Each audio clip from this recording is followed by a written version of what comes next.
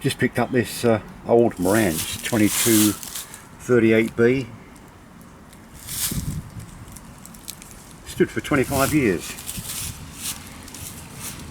Now I've just cleaned up a little bit of the left side, which you can see what the left side was like. Look at that.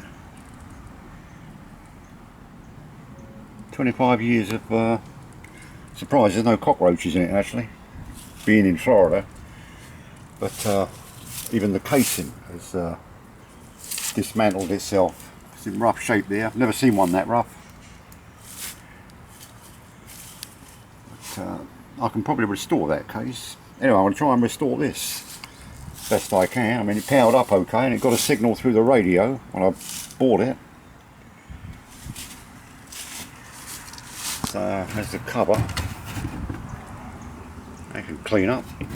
So quite collectible. 2238B is a good model number. 2238B, 2252B, and so on. So it's about 38 watts a channel. I mean, a true 38 watts. So